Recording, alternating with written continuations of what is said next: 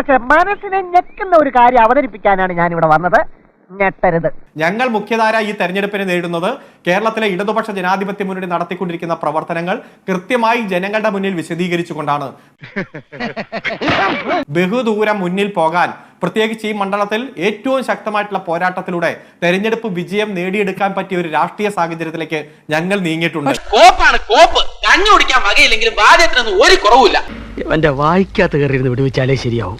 പക്ഷെ അരുൺ, ഈ കള്ളപ്പണം എന്ന് പറയുമ്പോൾ കള്ളപ്പണം എന്തായി? വ്യാജൻ പരിപാടിയായിട്ട് കള്ളപ്പണം എന്ന് പറയുമ്പോൾ കള്ളപ്പണം എന്തായി? FIR ഇട്ടോ? അതൊന്നും എനിക്കറിയാൻ മേല.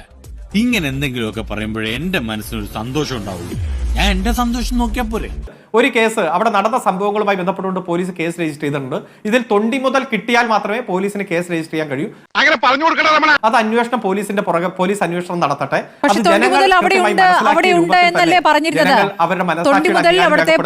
കോൺഗ്രസിന്റെ മുതിർന്ന വനിതാ നേതാവിന്റെ മുറിയിലുണ്ട് എന്നല്ലേ പറഞ്ഞത്?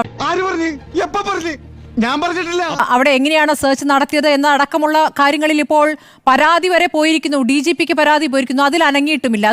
അത് ശരിയായ രീതിയാണോ അരുൺ? ഇങ്ങനെയാണെങ്കിൽ ഞാൻ കളിക്കല്ല, ഞാൻ നേരെ ചിറാപുഞ്ചിയിൽ പോയി മണലൂറ്റാൻ പോണു. ഒരു അന്വേഷണം എന്ന് പറയുമ്പോൾ ഈ പറഞ്ഞിരിക്കുന്ന പരാതികൾ മുഴുവൻ അന്വേഷിക്കണമല്ലോ. കള്ളപ്പണം അന്വേഷിക്കുമ്പോൾ അതിന്റെ സെർച്ച് ശരിയായ രീതിയിലായിരുന്നോ എന്നതടക്കമുള്ള ആരോപണം ഉയരുമ്പോൾ അതിന്മേലുള്ള അന്വേഷണം കൂടി വേണമല്ലോ. പറയാതിരിക്കാൻ പറ്റില്ല കേട്ടോ. നിങ്ങൾ പാരമ്പര്യമായിട്ട് പൊട്ടന്മാരല്ലേ. ജോസിന് എന്താ ഐഡിയ പറയാണ്ട്? എന്താ ജോസേ? ഞങ്ങളെ സംബന്ധിച്ചിടത്തോളം ഞങ്ങൾക്ക് ശ്രദ്ധയിൽപ്പെട്ട കാര്യങ്ങൾ ജനങ്ങൾക്ക് മുന്നിൽ അവതരിപ്പിക്കുക, ഉത്തരവാദിത്തപ്പെട്ട നിയമ സംവിധാനത്തിന്റെ മുന്നിൽ കൊണ്ടുവരിക, ഇത് രണ്ടും ഞങ്ങൾ ചെയ്തിട്ടുണ്ട്.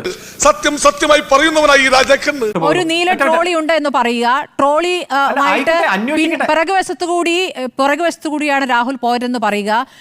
കോണി വെച്ച് ഇറങ്ങിപ്പോയി എന്ന് പറയുക. പക്ഷെ മുൻവശത്തു കൂടി പോയതിന്റെ ദൃശ്യങ്ങൾ പുറത്തേക്ക് വരുന്നു.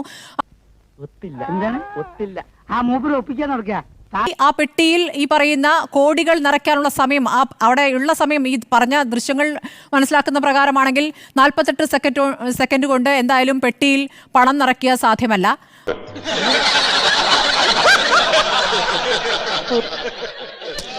ട്രോളി പോകുന്നു. അതിനുശേഷം രാഹുൽ എത്രയോ വാഹനങ്ങൾ മാറി കയറുന്നു എന്ന് പറയുന്നു. ഇതൊന്നും തന്നെ കള്ളപ്പണത്തിന് തെളിവല്ലല്ലോ അരുൺകുമാർ. ഇതിപ്പോൾ നിങ്ങൾ കുറെ ആരോപണങ്ങൾ ഉന്നയിക്കുന്നു, കുറെ ദൃശ്യങ്ങൾ പുറത്തുവിട്ടെന്ന് പറയുന്നു. പക്ഷെ എന്താണ് ഒരു തെളിവ്? സോളിഡ് എവിഡൻസ് വേണ്ടേ? ചേട്ടന് ഇതിനെപ്പറ്റി വലിയ ധാരണയില്ലല്ലേ. അവിടെ കണ്ട തെളിവ് എന്ന് പറയുന്നത് CPM പ്രവർത്തകരും DYFI പ്രവർത്തകരും BJP പ്രവർത്തകരും ഒക്കെ ഒരുമിച്ച് അവിടെ തമ്പടിക്കുന്നതും സെർച്ച് നടത്തൂ എന്ന് പറഞ്ഞ് കോൺഗ്രസുകാർ കള്ളപ്പണം കൊണ്ടുവരുന്നു എന്ന് പറയുന്നതാണ്. അതിനുശേഷം CPM നേതാക്കൾ പറഞ്ഞു ഞങ്ങളുടെ മുറിയിലും തെരച്ചിൽ നടത്തിയ സ്വാഭാവിക നടപടിയാണെന്ന്. അവസ്ഥ കാണുമ്പോൾ പണ്ട് ഞാൻ സ്കൂളിൽ അഭിനയിച്ച നാടകത്തിന്റെ പേര് ഓർമ്മ വരുന്നേ. അതേ നാടകം യോഗ അമ്മണിയെ പായായിട്ട് മടക്കിയാളി. പിന്നീട് പറയുന്നത് സ്വാഭാവിക നടപടിയല്ല, വിവരം കിട്ടിയതിന്റെ അടിസ്ഥാനത്തിലാണെന്ന്. അങ്ങനെ പലതരം വിവരങ്ങളല്ലേ പുറത്തു വന്നത്. അപ്പോൾ അതെങ്ങനെയാണ് ഇതൊരു ശക്തമായ ഒരു ആയുധമാവുക അരുൺ? എന്നാ പിന്നെ ഞാൻ മറ്റേത് ഏത് അല്ല, നിങ്ങൾ ഈ 54 സെക്കൻഡ് എന്നൊക്കെ പറയുന്നത് എന്താ അടിസ്ഥാനത്തിലാണ്?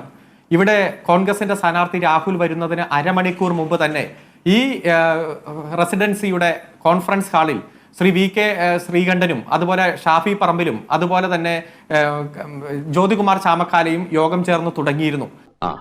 ഇതിപ്പം അന്ന് പോലെ പറഞ്ഞുകൊണ്ടിരിക്കുന്ന ആരോ പറഞ്ഞ് പഠിപ്പിച്ചു വിട്ടാൽ മതി. രാമദാസ മോനെ, നീ പറയുന്നത് നീ എത്ര പുളു വേണമെങ്കിലും അടിച്ചോ, പക്ഷെ കേൾക്കുന്നവർ കൂടി ദഹിക്കണം. എനിക്ക് വായി തോന്നുന്ന പറയും. അതിനുശേഷം കോൺഗ്രസിന്റെ സ്ഥാനാർത്ഥി വരുമ്പോ കയ്യിൽ ട്രോളിയൊന്നും ഇല്ല. അവിടെ പോയി സംസാരിച്ചു കഴിഞ്ഞ ഒരു ബെഡ്റൂമിലെ പോകുന്നു, തിരിച്ചു വരുന്നു. അതിനുശേഷമാണ് ഈ കൂടെയുള്ള നൈനാൻ ഈ ഇത് ട്രോളിയുമായിട്ട് വരുന്നത്. എല്ലാവരോടും എനിക്കൊന്നേ പറയാനുള്ളൂ, ഇതൊരു മഹാസംഭവമാണ്. ഞാൻ പോകുന്നു. ബൈ.